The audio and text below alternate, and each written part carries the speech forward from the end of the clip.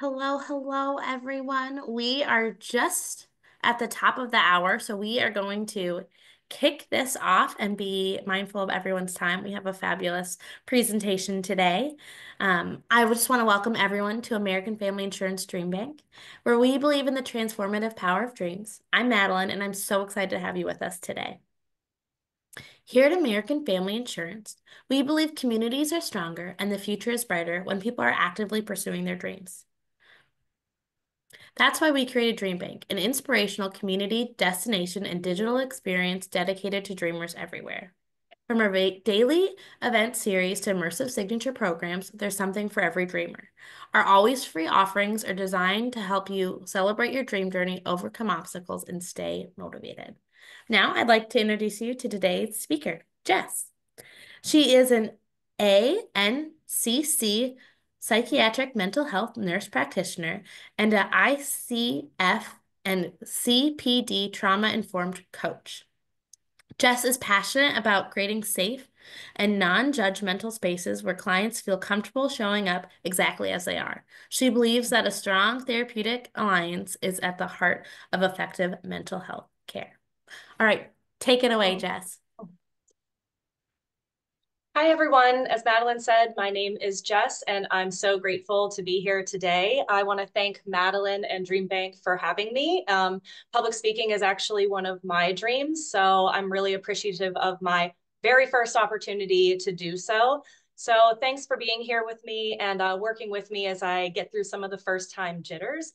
We have a lot to get through today, and I can share my slides with you so that you don't feel compelled to write down every single thing if you're wanting to take notes. But I will encourage you to write down things that resonate with you. And I'll be asking you to write down some things, to do some things, share some things in the chat so that we can make this as interactive as possible. And so without further ado, let's just jump right in. So everyone is here today because we each have an openness to change. So I'm curious about what led you guys to working with DreamBank and what dreams that you have that led you to sitting across the screen from me today. So if you could type what your dreams are in the chat so that I can get to know my audience a little bit better and just see, what we're working with here, I'd really appreciate it.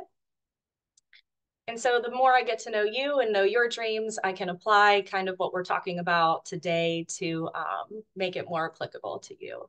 Oh, moving internationally, that sounds amazing. Add that to my list. Oh, I love this. Happy and healthy children. Beautiful. A lot of the stuff we'll talk about today was going to hit on some of these things. So keep typing those things in the chat. And I'm now that I got to know you a little bit more. Oh, I love all of this. Wonderful. So getting to know a little bit about you. Let's talk a little bit about me very briefly. So who am I and why should you trust anything that I have to say about moving through change? So as I said, my name is Jess. I'm a psych nurse practitioner and a somatic trauma-informed coach. So what I do really is I work one-to-one with people doing exactly what we're doing here today, which is asking themselves the hard questions, getting to know their minds and their bodies and their motives a little bit better so that they can start to adapt and move through the transitional periods of life with a little bit more confidence and resiliency. But all of these things listed underneath my name are just my fancy titles. Here's a more comprehensive list of who I really am. So all of the things on this list are my job titles and trials, tribulations, losses, challenging periods, rejections, all of the things that I had to go through to get to where I'm sitting today. It's been a really long walk and it wasn't pretty and a lot of it was very painful. And I definitely didn't move through challenges as gracefully then as I feel like I am now. But with every challenging moment that is listed on this screen, it was a part of a bigger picture.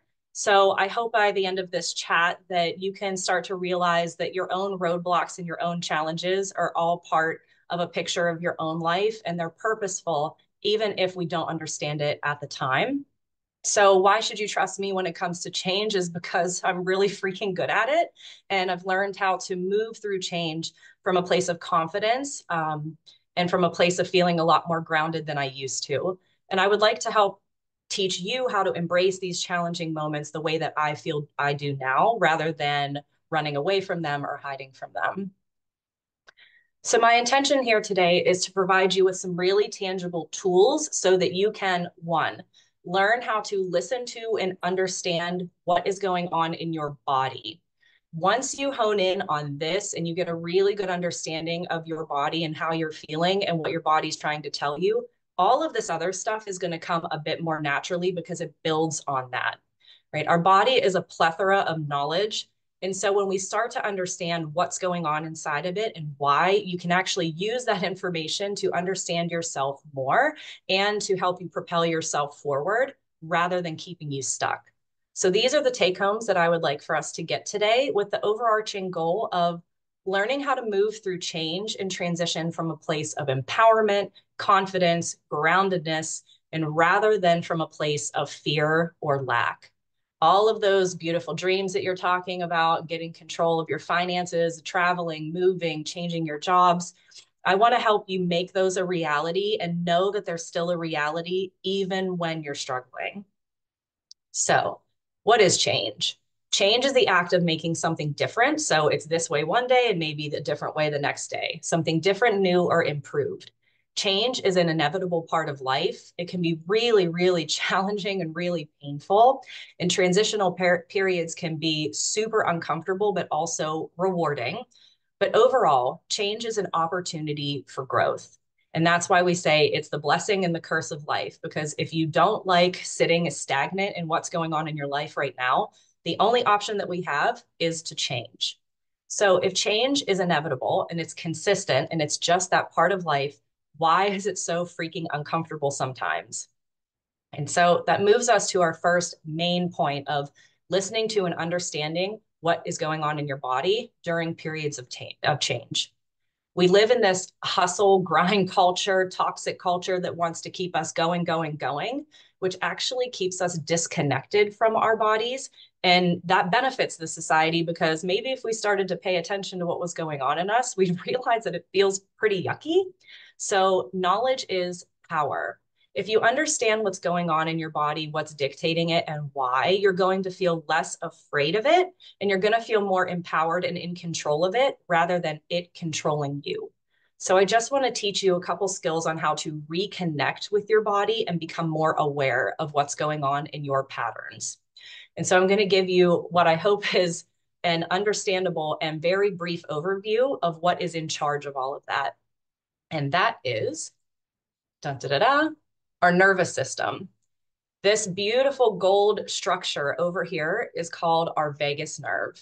Our vagus nerve is the largest nerve in our body. It's also known as the wandering nerve. So it starts in the base of your skull, it goes all the way down your spine. It's highly innervated in your gut, comes up through your heart and your lungs, through your throat and your face and your middle ear. So if you had ever said before, oh, I just have a gut feeling about something, or if you've ever had anxious belly, like I kind of do right now with my nervous jitters, that is my vagus nerve in action.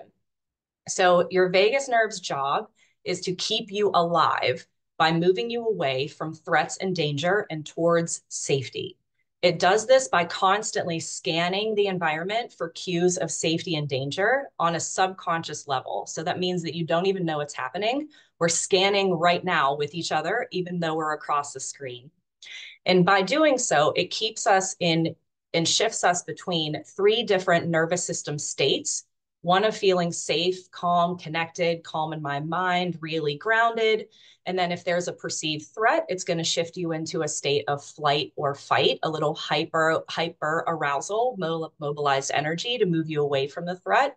If the threat doesn't go away, then it's going to shift us into a state of freeze or shutdown so that we conserve energy and can keep on living. And so, really, our vagus nerve, we're kind of shifting through these states, even right now, multiple times on micro levels throughout the day. It's when we get stuck in a state of hyper or hypoarousal, flight, fight, or freeze, that it can be problematic because the vagus nerve likes consistency and predictability. Why? Because if it can predict what's going to happen and what's happening in predictable environments, then it can keep you alive and it's doing its job. So any deviation from that, even the ones that you're choosing, are going to cause physical sensations to roll up in your body to warn you of potential threats and danger. So, in short, change is going to set off our inner alarm system. As humans, we commonly experience this as cycles of anxiety, hyperarousal, or avoidance, hypoarousal. When really, anxiety is just your body's normal and natural physiological response to perceived threat, and avoidance is your body's normal and natural physiological response to perceived life threat. And so this system that we have inside of us is no different from your house pet or any other animal because we are animals by nature. So an example of how this looks out in the animal world is an antelope is out in the grasslands just hanging out. It senses or encounters the lion. The first instinct of the antelope is going to be to run away, flight. So flight is actually our first instinct. When the lion catches up, the antelope will then shift into a fight response. If the fight response is not working and the antelope's nervous system detects that this might be it for the antelope, it actually doesn't stop fighting. What it does is it shifts it into playing dead. So the antelope is never giving up. In fact, it's fighting harder than ever because all of the energy is going to its inner organs. So it's playing dead so that maybe the lion thinks, oh, I won, or oh, I have a break now. I'll go get some water. And then the antelope can jump up and run and keep living. And so I'm sure you're probably thinking, well, we're not hunters and gatherers anymore. I don't have a lion in my work environment. I don't have a lion in my house. So why am I going through these cycles of flight, fight, and freeze? And the perfect answer to that is that we have our own versions of danger. So our lions to our nervous systems are things like feeling like a failure, feeling like we're not enough, feeling like we're not seen, heard, valued, validated, any sort of change, rejection, confrontation, money struggles, because money feels like it's intertwined with our survival. And so, what I want you to do is, as you read through this list, just jot down ones that really resonate for you. Because with this, if your dream has any chance of you dipping your toe in feeling like you're a failure or feeling like you're not enough, you better believe that your body is going to be sending you some signs and signals to warn you of this danger. Yes, these things won't kill us, but these things are really, really painful and they often go back to childhood. So as we compound on these through life, it's like the danger zone becomes bigger and bigger. So if you find yourself stuck in these cycles of anxiety and avoidance in your dream pursuit, it's not because you're not trying hard enough. It's not because you don't care enough. It's not because you don't want it enough. It's actually because your body is doing exactly what it's meant to do to keep you safe. And so it's easy to understand what an animal looks like when it's in flight, fight, or freeze, because it can bite, scratch, run around, thrash, and we can do all of those things too. But I don't think any of us want to go to jail. So, what does it look like for a human to be in one of these states? When we are in a state of hyper arousal, so that flight, fight, I want you to think lots of energy. This is when you are planning to excess, when you're rushing through and you might be fumbling and dropping things, when you're having racing thoughts, when you're feeling really annoyed or irritable or your frustration tolerance is lower, when you're having panic attacks or you're over explaining and verbal vomiting, or you're having a lot of perfectionism. Eventually, we're going to run out of steam because we're not bottomless cups. So eventually our nervous system is going to go, oh my God, they're blowing through so much energy. We need to drop them into a freeze state. Now, hypoarousal for an animal, they look like they're dead. They're literal, their limbs are all stiff and they're in rigor mortis. Well, humans, we don't look like we're dead, but we feel like we're dead. We have a functional freeze state of our nervous system that we can kind of move through life, going through the motions, but not feeling really connected to life. And so, how this can manifest is feeling like you're having a lot of brain fog, that you're stuck, that you have no energy. Think about that energy being redirected to your major organs only, having excessive guilt, being a procrastinator, avoiding making decisions or taking risks about your dream. So, all of these states, when you look at them, please just write down the ones that are most applicable to you. And if that's all of them, that's fine. We're humans. But the more that you become aware of the ones when you're feeling stuck in the flight, fight, or freeze, that's when you can do something about it. Because it's only once we have awareness and we bring these subconscious behaviors, the just going through the motions, into consciousness, is when we can do something about it.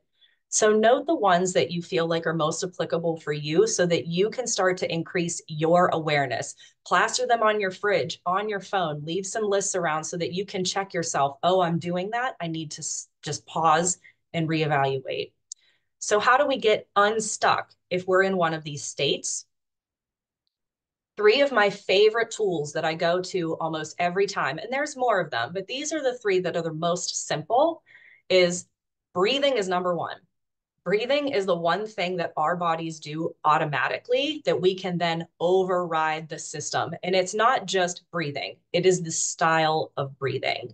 So 528 or 316, whatever is more comfortable for you. 5 and 3 stand for the number of seconds inhales through your nose. 2 or 1 is the number that you hold. And 8 or 6 is the exhale out of your mouth.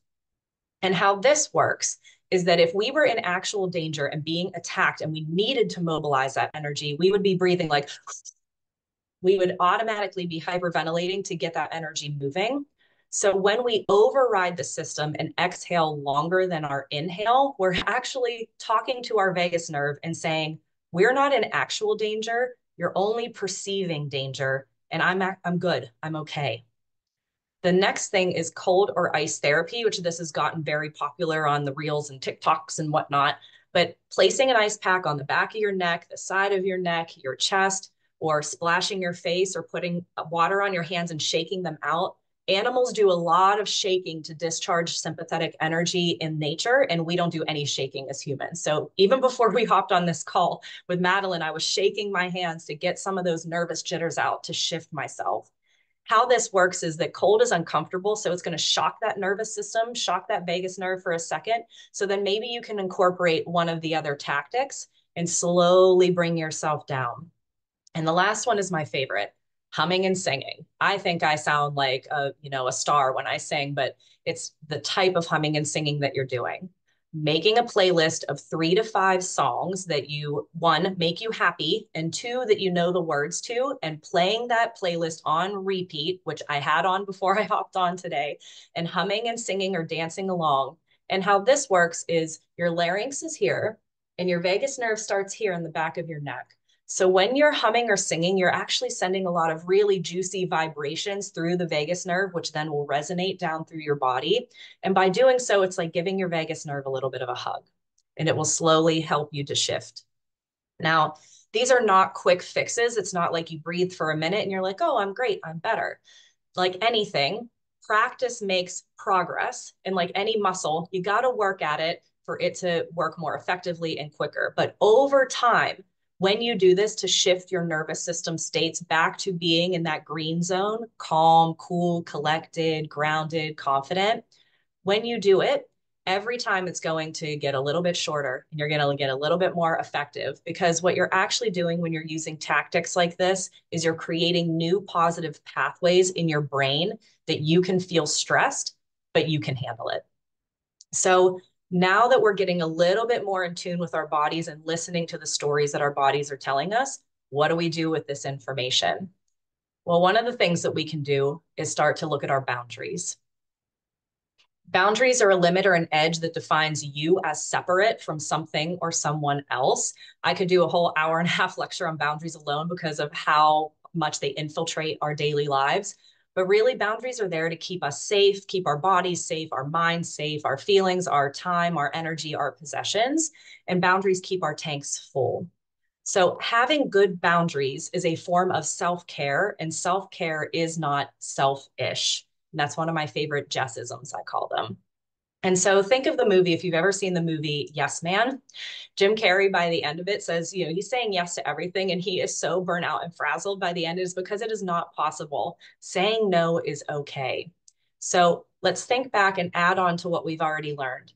If you're feeling uncomfortable, annoyed, stressed, burned out, whatever, if you are stuck in a hyper or hypo aroused state, it might be alerting you to a lack of boundaries or a boundary violation in a particular relationship or area of your life. Again, our body is there to give us knowledge. So when I'm feeling any sort of way or I'm in my own version of stuckness, one of the first things I look at is my boundaries. And I do this by asking myself two simple questions. Where is my energy level currently? So if you look at our little visual right here, if you could average your daily energy level over the past week, where would you be? And just use the gut response and type it in the chat. My gut response is saying that I'm probably at like a 72%. I haven't been sleeping super well because I'm still working out some junky thing that I have going on in my throat. But where do you think your energy level is? Just throw out a number and type it in the chat for us. When you're thinking about your energy level, how are you feeling about it? When you look at that, oh, we got numbers all over the board here. 35%, 65, 55. Wonderful to acknowledge this in yourself. So when I'm feeling depleted and I don't like where my number is because I know it could be better, I ask myself the follow-up question. Where is my energy going? So we have a few categories here. And I want you to take some time to write down the ones that are applicable to you. So for me, mine would be a relationship, friends, social life, work, career slash my business, self-care, and hobbies. And when you write down your list, I want us to make a little pie chart using this example and measuring just again a gut response as to how much mental, physical, emotional, and spiritual energy is going into each one of these categories. And when you're starting to measure them out, and really just take some time to do this for yourself honestly. If we're saying that this is on a scale to 100 here, and we don't have more than 100 to give. But if some of us are saying, if mine is on a scale of 72%, I'm really pulling 40% from 72%. If yours is 65%, you're really pulling from that 65%. So where are we noticing that our energy is going? If you're only dedicating 10% to your self-care or your dream and you're getting frustrated about there's not more traction happening, well, this is why. Look at where your numbers are going in the other directions. And we have to be really honest with ourselves. If we're saying, well, 30% of my energy goes to work, but then I come home from work and I'm thinking about work, I'm worrying about work, I'm answering emails, I don't have my phone on do not disturb. Well, I need to add a couple more numbers to that percentage because it's not really just that, it's probably a little bit more. And we are not bottomless cups. We cannot add more into the 100. So it's not about adding a new category. It's about redistributing where the energy is going.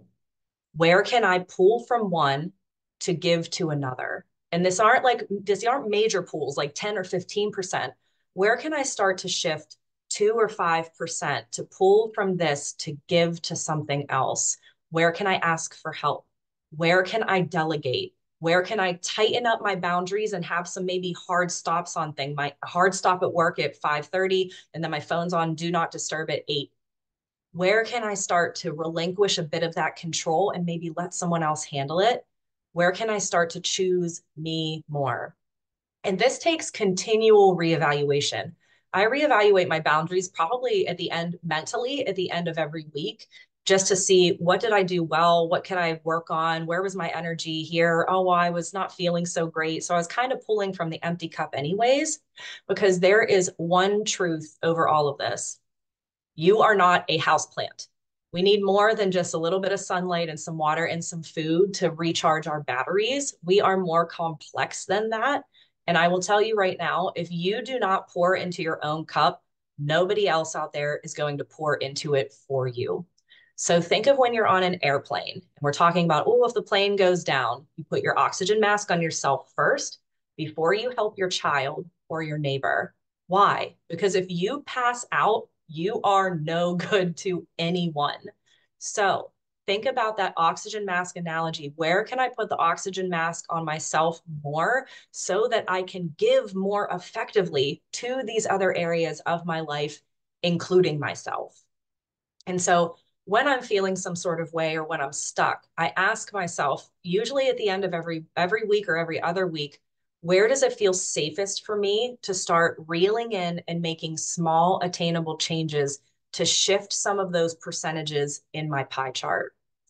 Because as human beings, we have so many pressures and expectations on us that it is like almost impossible to meet them. We can feel like we are failing from the start, which takes us to our next part of the discussion, managing expectations.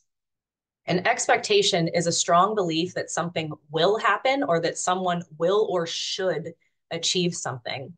And I just don't like that word should. One of my other Jessisms is shoulds keep us stuck. It's a very judgy word.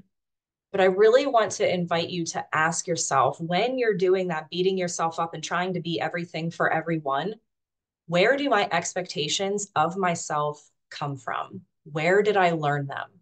Did I learn them from my parents? Did I learn them from coaches, mentors, my church, society, my friends, comparison culture? Where did I learn them? And how realistic are they? Like I said, we live in this toxic culture nowadays where it's just go, go, go and hustle and grind. But it is not realistic or healthy for a human being to work 40 or more hours a week because we have a whole bunch of other crap to take care of. It is not healthy or realistic to have to be a worker, a parent, and a teacher when your kids are like staying home from school and they're doing virtual schooling. It is not healthy or realistic to expect us to do everything. We are not designed that way. We are not robots. We are humans and we are animals. Often we have such high expectations of ourselves, but no idea where they're coming from or why until we start to get curious about it and question it. Because as a woman in America, I feel like I can be a wife, a mother, own my own home. I need to be a career woman. I need to have perfect hair, have perfect makeup. I need to be fit. I need to work out. I need to eat healthy. I need to do this. I need to journal. I need to meditate. Holy crap. If I listened to what other people told me that I should be, rather than listening to what is important for me to be, I would feel like crap every single day. I would feel like I would wake up and just automatically be failing. And we've already discussed how our nervous system talks and feels about failure. It does not like it. So my internal alarm system would be going off every single day if I was trying to be everything that everyone else was telling me to be. So if expectations can make us feel so crummy, why do we have them? They do serve a purpose. Expectations, like boundaries, give us this sense of safety, even if it's a false sense of safety, by protecting us from things like judgment, isolation, failure, feeling not enough, and shame. Shame is such an intense and deeply painful emotion that so much of human behavior is to avoid feeling shame. And so remember how our nervous system feels about these things. Danger, danger, danger. It's going to give us signs and signals. And we are social creatures. We are wired, biologically wired for connection. So think about a baby wolf that's left out of the pack. What are the chances of that baby wolf surviving on its own? We have a biological need to be connected into our own packs so that we can survive. We have a biological desire to be with others. So sometimes that means that we will try to meet these expectations. We will conform. We will try to fit in so that then we will be safe. But I had to start asking myself, at what cost? How much am I willing to give up of myself to fit in with other people or to fit in to what society is telling me that I should be? And when we're trying to meet expectations, it's imperative to understand the where and the why of it. Where is this coming from? And why do I care about meeting it? Why is it important to me? Is it coming from an internal source? Our own minds, our bodies, our spirits, our higher selves, our spiritual selves, our passion, our purpose? Or is it coming from an external source? The world, society, our families, our coworkers, our friends, and this little thing that I'm glad that you asked the question about comparison culture, this little computer with the gears that I like to call comparison culture. We have these stupid phones attached to us all the time with the ability to see what someone else is doing. How are other people mothering? How are other people fathering? How are other people that have a similar dream to me getting to their dream? Oh my God, they're so far ahead of me. Comparison culture kills us. It is the thief of joy. So if you're influenced by something outside of yourself, I just want you to again get curious. Why? Why does this matter to me? Is it I'm fearful of being different? Am I fearful of being left out? Am I fearful of being judged? Again, all those dangers to our nervous system. But fear sure as heck isn't a good motivator. It's not a good motivator for achieving our dreams. And when we look at our dreams, something that you're passionate about, something that's coming from your internal source, what if it doesn't match the external expectations? So if me and my gut, I know that I want to be a childless woman. I don't want to be a mother, but everything I'm seeing around me, all the articles, all the pictures, all of this, and even my own friends having their kids and family members asking about it, it's going to bring this internal conflict inside of me of like, do I really want what I want? Am I sure about it? I almost start to gaslight myself, but it can create this conflict. And regardless of it's coming from an internal or an external source, when we're not meeting expectations, it feels really crappy. And so I just want you to take a second and really ask yourself, how am I feeling when I'm not meeting expectations, either of myself or of someone else?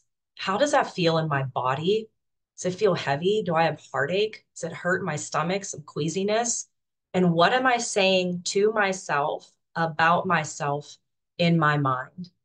Because I will tell you right now, if the voice inside of your mind is not being kind, caring, or compassionate towards you during moments of change or transition or vulnerability, it is not you.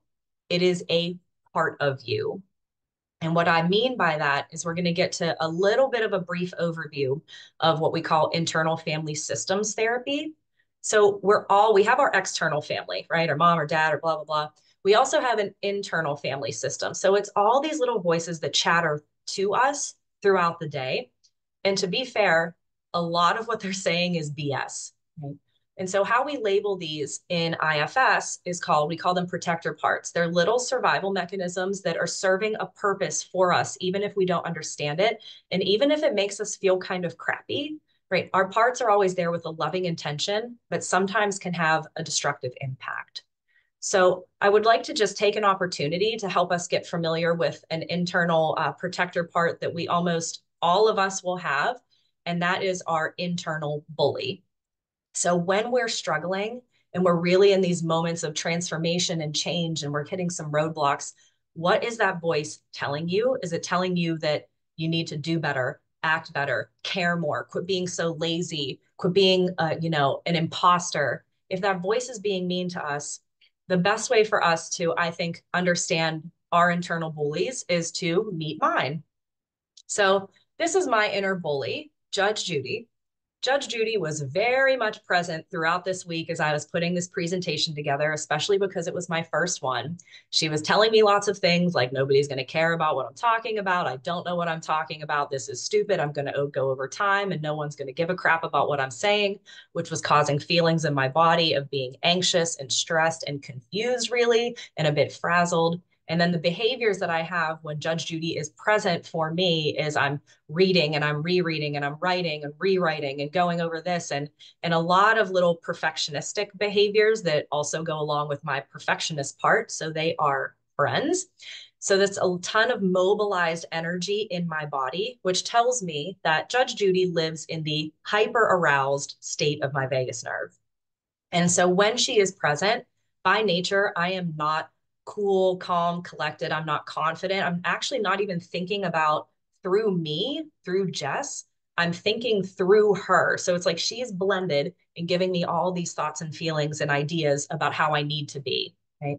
And so if I make a decision when she is present and I'm feeling that way, I'm actually making a decision from a place of fear, from that hyper aroused state rather than from a place of confidence. So I will be making a decision out of survival and not out of my passion or purpose that is in alignment with Jess. And I had made plenty of decisions out of my protector parts. Trust me, you saw my list. But now I'm learning how to do that differently. And so, how do we disconnect from our own inner bullies and understand our own inner bullies so that our bullies aren't getting in the way of us achieving our dreams and we can start making decisions that are actually coming out of us? And the first thing you can do is create your own Judge Judy.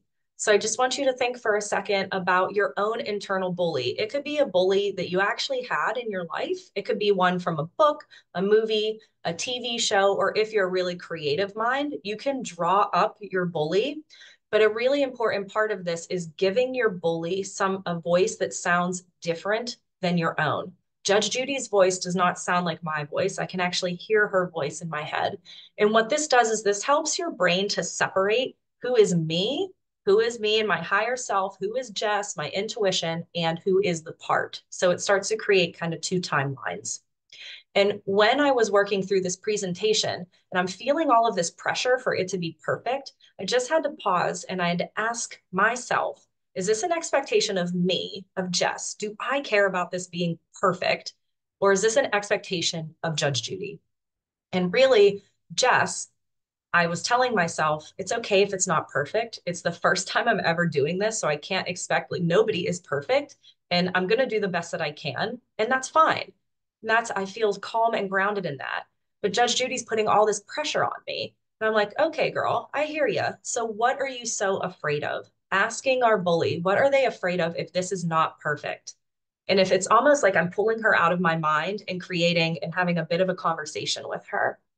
And so when I ask her what she's afraid of, how she responds is saying that she doesn't want you guys to think I'm stupid, or that what I have to say isn't of value, or that I'm being judged, or that if it's not perfect, I might feel like a failure.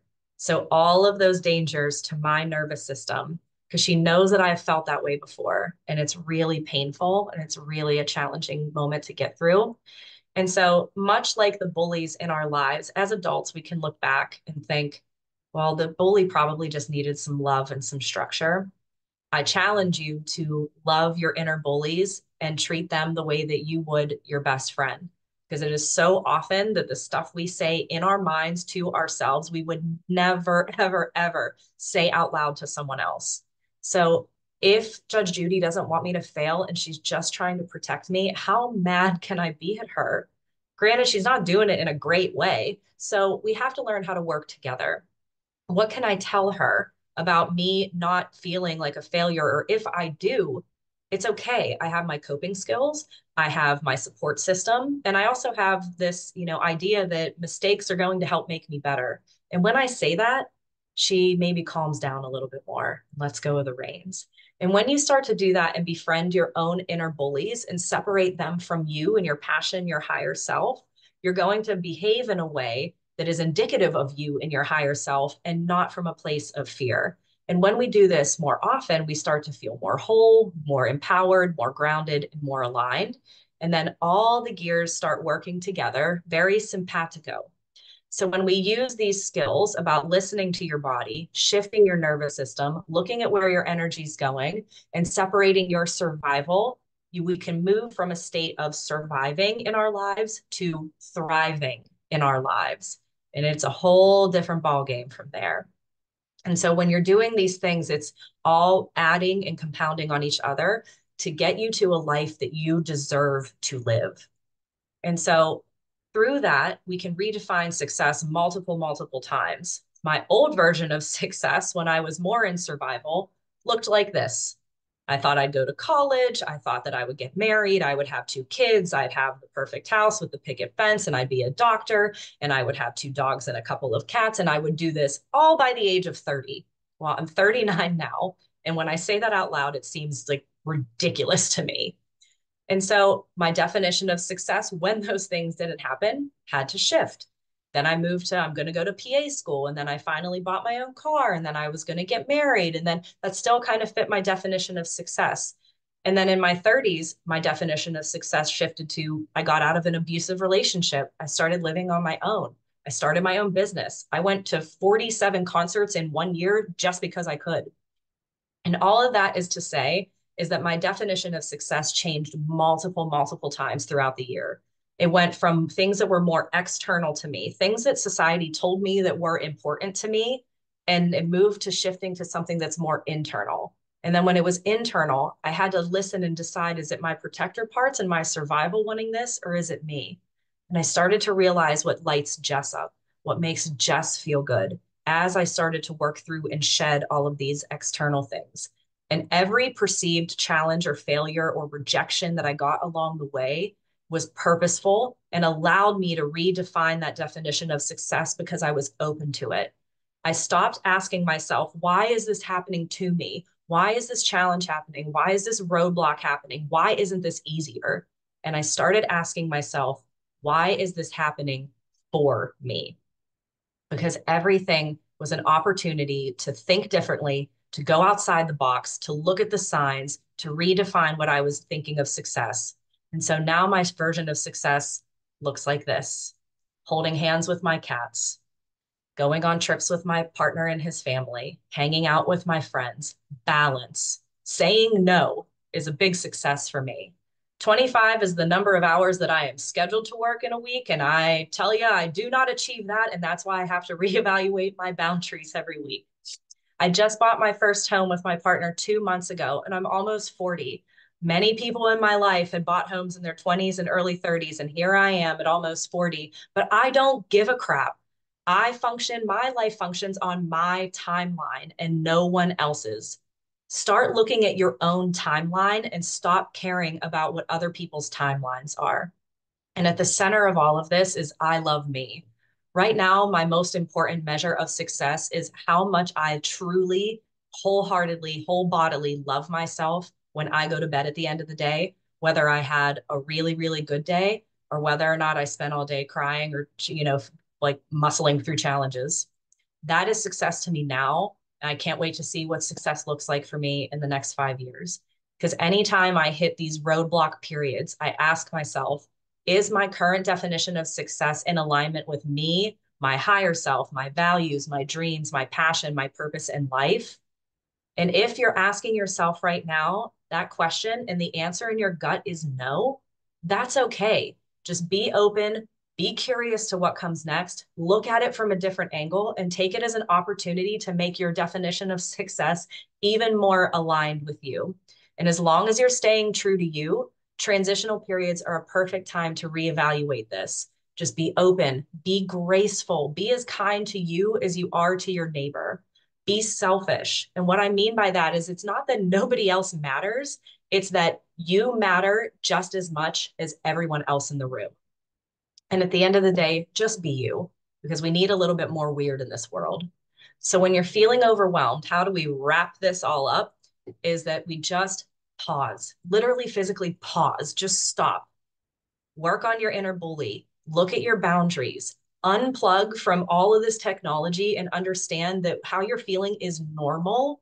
Slow down, shift your nervous system, and just be open to your new definition of success. And we'll finish this with my favorite quote about transformation because I think it's just so spot on. People talk about caterpillars becoming butterflies as though they just go into a cocoon, slap on some wings, and are good to go. Caterpillars have to dissolve into a disgusting pile of goo to become butterflies. So if you're a mess wrapped up in blankets right now, just keep going.